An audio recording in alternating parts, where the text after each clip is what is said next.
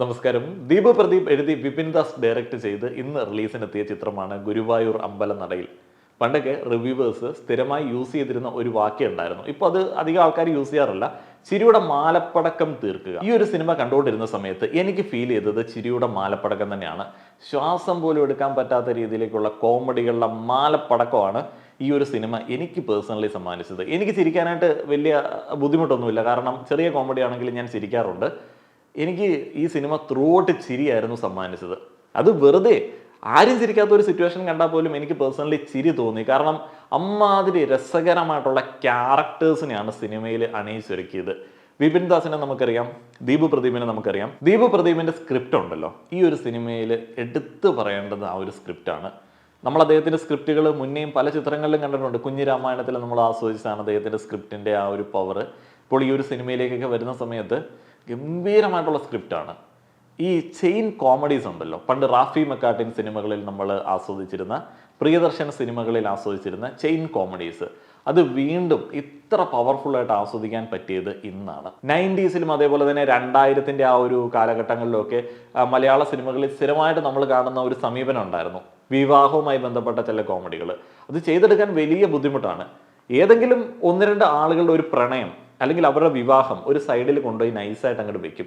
അതുമായി ബന്ധപ്പെട്ട് രണ്ട് കുടുംബക്കാരും കൂട്ടുകാരും എല്ലാം കൂടെ ഓടി നടന്നുണ്ടാക്കുന്ന കോമഡികൾ, അതിൻ്റെ ഇടയ്ക്ക് മുടക്കാനുണ്ടാക്കുന്ന കാര്യങ്ങൾ, നടത്താനുണ്ടാക്കുന്ന കാര്യങ്ങൾ, ഇങ്ങനെ സംഭവ ബഹുലമായിട്ടുള്ളൊരു പരിപാടി ഉണ്ടല്ലോ, അത് ചെയ്തെടുക്കാൻ അത്ര സിമ്പിൾ അല്ല. അതിന് ഗംഭീരമായിട്ടുള്ളൊരു സ്ക്രിപ്റ്റ് വേണം. ഈ ഒരു സിനിമ ശരിക്കും അന്നത്തെ ആ ഒരു ആസ്വാദന അനുഭവം നമുക്ക് തരുന്നുണ്ട്. ക്ലൈമാക്സിലേക്കൊക്കെ വരുന്ന സമയത്ത് ഇങ്ങനെ കോമഡി കയറി വന്നിട്ട് ഇപ്പോൾ വെട്ടം സിനിമ കാണുന്ന സമയത്ത് നമ്മൾ അവസാനം കണ്ടിട്ടില്ലേ, എല്ലാവരും കൂടെ മറ്റേ ഷോക്ക് അടിക്കുന്ന ആ ഒരു കോമഡിയിലേക്ക് വരുന്നു, എല്ലാ ആൾക്കാരും കൂടെ അങ്ങോട്ടേക്ക് വരുന്നു, എന്നിട്ട് വളരെ സന്തോഷം തരുന്ന ഒരു ക്ലൈമാക്സ്. ആ ഒരു സംഭവമൊക്കെ ഇന്നത്തെ കാലത്ത് ആർക്ക് പറ്റുമെന്ന് ഞാനിങ്ങനെ ആലോചിക്കാറുണ്ടായിരുന്നു.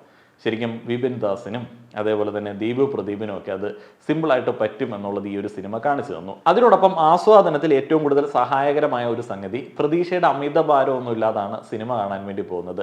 ഇതിന്റെ ട്രെയിലർ അത്രയധികം വലിയ ഹൈപ്പ് നൽകുന്ന ഒരു ട്രെയിലർ ഒന്നും ആയിരുന്നില്ല. ഇതിന്റെ ട്രെയിലറിന്റെ കമന്റ് ബോക്സിൽ ആളുകൾ ഏറ്റവും കൂടുതൽ പറഞ്ഞത് പൃഥ്വിരാജിന്റെ ഓവർ ആക്ടിങ്ങിനെ കുറിച്ചായിരുന്നു. ഈ സിനിമയിലേക്ക് വരുന്ന സമയത്ത് എല്ലാം ഇത്തിരി ഓവറാണ്. ആക്ടിങ് ഓവറാക്കണം, സിറ്റുവേഷൻസ് ഓവറാക്കണം, കോമഡി ഓവറാക്കണം. ഇത് അങ്ങനത്തെ ഒരു ട്രീറ്റ്മെന്റ് ആണ്. എല്ലാം അത്ര അധികം ഓവറാണെങ്കിലും ചിരി അത്ര അധികം ഓവറായിട്ട് നമ്മൾക്ക് നൽകുന്നത് കൊണ്ട് ഈ ഒരു സിനിമ പക്ക ഫാമിലി ഫൺ എന്റർടൈനർ ജോണറിനോട് എല്ലാവിധ നീതിയും പുലർത്തുന്നതാണ്. ധൈര്യമായിട്ട് നമുക്ക് ഫാമിലി ആയിട്ട് പോയി കാണാൻ പറ്റുന്ന ഒരു സിനിമയാണ്. ട്രെയിലറിൽ കണ്ടതുപോലെ അനന്തൻ, വിനു രാമേന്ദ്രൻ എന്നീ രണ്ട് കഥാപാത്രങ്ങളുടെ പോയിന്റ് ഓഫ് വ്യൂലാണ് ഈ ഒരു സിനിമ പറഞ്ഞു വെക്കുന്നത്. സപ്പോർട്ടിങ് ക്യാരക്ടേഴ്സായിട്ട് ഇഷ്ടം പോലെ ആളുകളുണ്ട്. ഇവര് അളിയൻ ബന്ധമുള്ള ആളുകളാണ്. അളിയന്മാർ തമ്മിലുള്ള ഒരു ബോണ്ട്, അതിനകത്ത് ഉണ്ടാവുന്ന ഒരു വലിയ ട്വിസ്റ്റ്, അതൊക്കെയാണ് ഈ ഒരു സിനിമയിൽ നമ്മളെ പിടിച്ചിരുത്തുന്നത്. ഇതിൻ്റെ ഫസ്റ്റ് ഹാഫൊക്കെ ശരിക്കും അതിൻ്റെ ആ ഒരു ട്വിസ്റ്റ് പ്ലേസ് ചെയ്തിരിക്കുന്ന ഒരു ടൈമുണ്ട്. അത് ഒട്ടും പുറകോട്ടും ഇല്ല, ഒട്ടും മുമ്പോട്ടും ഇല്ല, വലിയ സംഭവമൊന്നുമില്ല. എന്നാൽ വളരെ റെലവൻ്റ് ആയിട്ട് ഈ ഒരു കാലഘട്ടത്തിൽ ആളുകൾ പറയുന്ന ഒരു കാര്യമാണ്. വലിയ മെസ്സേജ് കൊടുക്കുന്ന പരിപാടിയില്ല, വലിയ ബ്രില്യൻസ് കാണിക്കുന്ന പരിപാടിയൊന്നുമില്ല. ഒരു കുഞ്ഞ് സിറ്റുവേഷൻ എടുത്തിട്ട് അതിനെ കുറേയധികം കോമഡികൾ കൊണ്ട് ട്രീറ്റ് ചെയ്തിരിക്കുകയാണ്. ഒരു വിവാഹം തന്നെയാണ് എല്ലാ കാലത്തും മലയാള സിനിമയിൽ കോമഡികൾ സൃഷ്ടിച്ചിട്ടുള്ള ഒരു സിറ്റുവേഷനാണ് വിവാഹ സിറ്റുവേഷൻ എന്ന് പറയുന്നത്. അതിന് ഡിഫറെൻ്റ് ആയിട്ടുള്ള ഒരു പുനരാവിഷ്കാരമാണ് സിനിമയിൽ കാണാൻ പറ്റുന്നത്. മലയാള സിനിമയിൽ വിവാഹം ഒരു പ്രമേയമായിട്ട് വരുന്ന സമയത്ത് നമുക്ക് ഏറ്റവും കൂടുതൽ ആസ്വദിക്കാൻ പറ്റുന്നത് നമ്മളൊക്കെ അതുമായിട്ട് അത്രയധികം ഇഴുകി ചേർന്ന ആളുകളായതുകൊണ്ടാണ്. ആളുകൾ കൂടുന്ന സമയത്ത്, രണ്ട് ഫാമിലി കൂടുന്ന സമയത്ത്, അതിൽ സുഹൃത്തുക്കൾ വരുന്ന സമയത്ത്, നാട്ടുകാർ ഇടപെടുന്ന സമയത്ത് ഉണ്ടാവുന്ന കോമഡികളൊക്കെ നമുക്ക് ഒരറ്റം പറഞ്ഞാൽ പോലും ബാക്കി പൂരിപ്പിച്ച് ചിരിക്കാൻ പറ്റും. അതാണ് സിനിമയുടെ പ്രത്യേകത. ഇനി സിനിമയിലെ പ്രധാന കഥാപാത്രങ്ങളെ കുറിച്ചിട്ട് മാത്രം പറഞ്ഞു പോവുകയാണെന്നുണ്ടെങ്കിൽ, അനന്തൻ എന്ന് പറയുന്ന കഥാപാത്രത്തെ പൃഥ്വിരാജ് അവതരിപ്പിക്കുന്നു. അദ്ദേഹത്തിന്റെ ഒരു തിരിച്ചുവരവാണ്. കോമഡി ലൈറ്റ് ക്യാരക്ടറുകളിലേക്കുള്ള അദ്ദേഹത്തിന്റെ ഒരു ഗംഭീര തിരിച്ചുവരവാണ്. അദ്ദേഹത്തിന് അത് കൈമോശം വന്നിട്ടില്ല, ഇപ്പോഴും പക്കയാണ് എന്ന് തെളിയിക്കുന്ന ഒരു ചിത്രമായിരുന്നു ഇത്.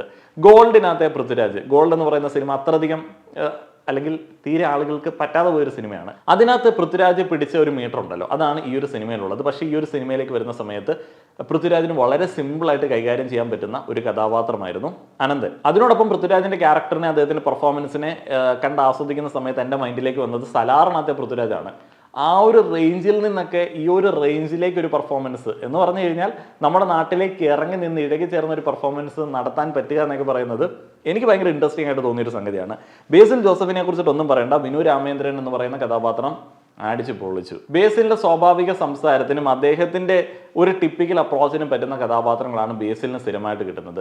ഈ ഒരു സിനിമയിലും അതുമായിട്ട് യോജിക്കുന്ന ഒരു കഥാപാത്രമായിരുന്നു. അദ്ദേഹത്തിന്റെ പല സിനിമകളിലും നമ്മൾ കണ്ടിട്ടുള്ള അദ്ദേഹത്തിന് കംഫർട്ടബിൾ ആയിട്ടുള്ള ഒരു കഥാപാത്രമായിരുന്നു വിനു രാമേന്ദ്രൻ. നിഖില വിമൽ, അനശ്വര രാജൻ എന്നിവരാണ് നായിക പ്രാധാന്യമുള്ള 2 സ്ത്രീ കഥാപാത്രങ്ങളെ അവതരിപ്പിക്കുന്നത്. ഈ ഒരു സിനിമയിൽ സ്ത്രീ കഥാപാത്രങ്ങൾക്ക് വലിയ റോളൊന്നുമില്ല. 2 ലോലന്മാരായിട്ടുള്ള ആണുങ്ങളുടെ പോയിന്റ് ഓഫ് വ്യൂയിലാണ് ഈ ഒരു സിനിമ മുന്നോട്ടേക്ക് പോകുന്നത്.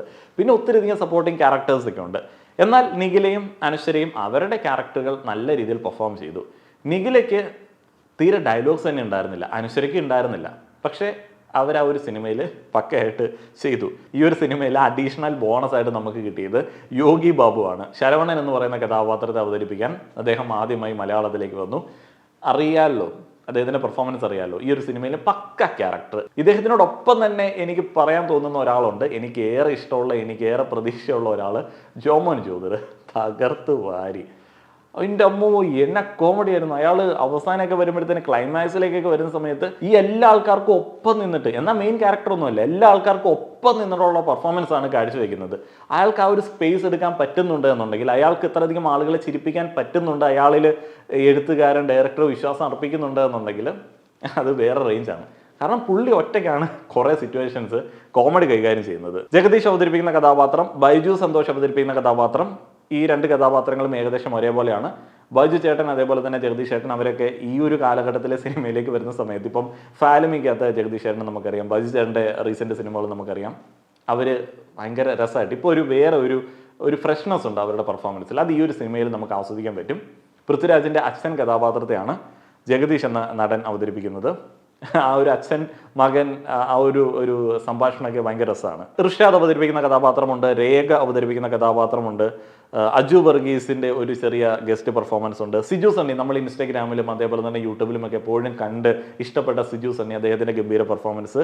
അഖിൽ കവലിയൂറിന്റെ പെർഫോമൻസ്, അഖിലല്ലേ മറ്റേ മനോരമയ്ക്കകത്തെ കോമഡികൾ, ആ ഒരു കോമഡികൾ കല്ല് കടിക്കുന്നുണ്ടെങ്കിലും സിനിമയിൽ അടിപൊളിയായിരുന്നു. രമേഷ് കോട്ടയുണ്ട്, മനോജ് കെ യു ഉണ്ട്, PB കുഞ്ഞികൃഷ്ണൻ, കൈതോലപ്പറമ്പിൽ രാമേന്ദ്രൻ, വിനുവിന്റെ അച്ഛനായിട്ടുള്ള കഥാപാത്രം, കുഞ്ഞിക്കണ്ണേട്ടന്റെ പെർഫോമൻസും അടിപൊളിയായിരുന്നു. ചിത്രത്തിന്റെ സംഗീതത്തെക്കുറിച്ച് പറയുമ്പോൾ സംഗീതത്തിന്റെ അതിപ്രസരമുണ്ട്. അത് ഈ സിനിമയുടെ ഒരു മൂഡ് അങ്ങനെയാണ്. ചില സമയത്ത് നമുക്ക് ഇത്തിരി ഓവറല്ലേ എന്ന് തോന്നും, പക്ഷേ നമ്മളിങ്ങനെ ഹൈപ്പിൽ കൊണ്ടുവന്ന് നിർത്തുന്നത് സിനിമയിലെ സംഗീതമാണ്. ആദ്യ പകുതിയിൽ ചില ഭാഗങ്ങളിലൊക്കെ അത്യാവശ്യം ലാഗുണ്ട്, വലിച്ചു നീട്ടൽ ഫീൽ ചെയ്യും. എന്നാൽ ഈ മ്യൂസിക് ഉള്ളതുകൊണ്ട് നമ്മളത് അറിയില്ല. ഫസ്റ്റ് ഹാഫൊക്കെ അത്യാവശ്യം ലെങ്തി ആയിട്ട് എനിക്ക് പേഴ്സണലി ഫീൽ ചെയ്തു. പക്ഷേ അതിനകത്ത് ഒരു സാധനവും കട്ട് ചെയ്ത് കളയാനില്ല, കാരണം അവിടെയൊക്കെ ആസ്വാദനം നമുക്ക് കിട്ടുന്നുണ്ട്. അങ്കിത് മേനോനാണ് ചിത്രത്തിന് സംഗീതം ചെയ്തിരിക്കുന്നത്. സിനിമാറ്റോഗ്രാഫി നീരജ് രവി. നീറ്റാണ് നീരജ് രവിയുടെ വർക്ക്, നമുക്കറിയാം. സിനിമയോട് യോജിക്കുന്ന ഒരു മൂഡ് പിടിക്കണ പോലെ എനിക്ക് പേഴ്സണലി ഫീൽ ചെയ്യാറുണ്ട്. ഈ ഒരു സിനിമ ആവശ്യപ്പെടുന്നത് നീരജിൻ്റെ ഫ്രെയിംസിൽ കൂടെ നമുക്ക് കിട്ടിയിട്ടുണ്ട്, അല്ലെങ്കിൽ സിനിമയ്ക്ക് കിട്ടിയിട്ടുണ്ട്. എഡിറ്റിംഗ് ജോൺകുട്ടി. എഡിറ്റിങ്ങിനെ കുറിച്ച് പറയുന്ന സമയത്ത് അവസാനമൊക്കെ വരുമ്പോൾ എഡിറ്റിങ്ങിൻ്റെ കുറേയധികം സംഭവങ്ങളുണ്ട്, കുറേയധികം സ്പ്ലിറ്റ് സ്ക്രീൻ സംഭവങ്ങളൊക്കെ ഉണ്ട്. ഇതിൻ്റെ സ്ക്രിപ്റ്റ് പക്കയാണ്, എഡിറ്റിങ്ങും നല്ല രീതിയിൽ ഈ ഒരു സിനിമയുടെ ടോട്ടൽ പാക്കേജിനെ ഹെൽപ്പ് ചെയ്തിട്ടുണ്ട്. അവസാനമൊക്കെ വരുന്ന സമയത്ത് നല്ല ആസ്വാദനമാണ് അതിൻ്റെ എഡിറ്റിംഗ് കൊണ്ട് അവർ ഉണ്ടാക്കിയെടുക്കുന്നത്. അവസാനത്തിൽ ഒരു ക്ലൈമാക്സിലേക്ക് വരുന്ന സമയത്ത് പണ്ടത്തെ സിനിമകളിലൊക്കെ നമ്മൾ കാണാറുണ്ടായിരുന്ന ആ ഒരു മൂഡ്. ജോൺകുട്ടി എന്ന എഡിറ്ററൊക്കെ നമ്മൾ വളരെ കാലങ്ങളായിട്ട് അറിയുന്നതാണ്, സിനിമകളിൽ കൂടെ അറിയുന്നതാണ്. ഹിറ്റ് സിനിമകളിൽ പലതിൻ്റെയും എഡിറ്റിംഗ് അദ്ദേഹമായിരുന്നു. ഈ ഒരു കാലഘട്ടത്തിലേക്ക് വരുന്ന സമയത്തും ഈ ഒരു സിനിമയിലേക്ക് വരുമ്പോഴും ആ ഒരു ഫ്രഷ്നെസ് നമുക്ക് ഫീൽ ചെയ്യാൻ പറ്റും. എഡിറ്റിങ്ങിനെ കുറിച്ച് പറഞ്ഞപ്പോൾ, എഡിറ്റിംഗ് പഠിക്കാൻ ആഗ്രഹമുള്ള ആളുകൾക്ക് ഇൻഡസ്ട്രിയിൽ യൂസ് ചെയ്യുന്ന 2 പ്രധാനപ്പെട്ട സോഫ്റ്റ്വെയർ ട്യൂട്ടോറിയൽ ഒരു കോഴ്സായിട്ട് ഡിസൈൻ ചെയ്ത് ഞാൻ നമ്മുടെ വെബ്സൈറ്റിൽ അപ്ലോഡ് ചെയ്തിട്ടുണ്ട്. താല്പര്യമുള്ള ആളുകൾക്ക് താഴെ കൊടുത്തിരിക്കുന്ന ലിങ്കിൽ ക്ലിക്ക് ചെയ്ത് കഴിഞ്ഞാൽ അത് വാങ്ങാവുന്നതാണ്. ലൈഫ് ടൈം ആക്സസ് ആണ്. നിങ്ങൾ സമയം പോലെ സോഫ്റ്റ്വെയർ ആയിട്ട് ഇരിക്കുകയാണെന്നുണ്ടെങ്കിൽ 1 മണിക്കൂർ കൊണ്ട് എഡിറ്റിംഗ് പഠിച്ചെടുക്കാം എന്നുള്ളത് എൻ്റെ ഉറപ്പാണ്. അത് അങ്ങനെ ഡിസൈൻ ചെയ്തിരിക്കുന്ന ഒരു കോഴ്സാണ്. പിന്നെ ക്രിയേറ്റിവിറ്റി, അത് നമുക്ക് കോഴ്സിനകത്തൂടെ കിട്ടത്തില്ല. ക്രിയേറ്റീവായിട്ടുള്ള ആളുകൾക്ക്, ആഗ്രഹമുള്ള ആളുകൾക്ക് പെട്ടെന്ന് പഠിച്ചെടുക്കാനായിട്ട് ഉപകരിക്കുന്ന ഒരു കോഴ്സായിട്ട് അതിനെ പരിഗണിക്കാവുന്നതാണ്. ഈ ഒരു സിനിമയെക്കുറിച്ചിട്ട് കണ്ട ആളുകൾ നിങ്ങളുടെ അഭിപ്രായങ്ങൾ പങ്കുവയ്ക്കുക. വീഡിയോ കണ്ട എല്ലാവർക്കും നന്ദി.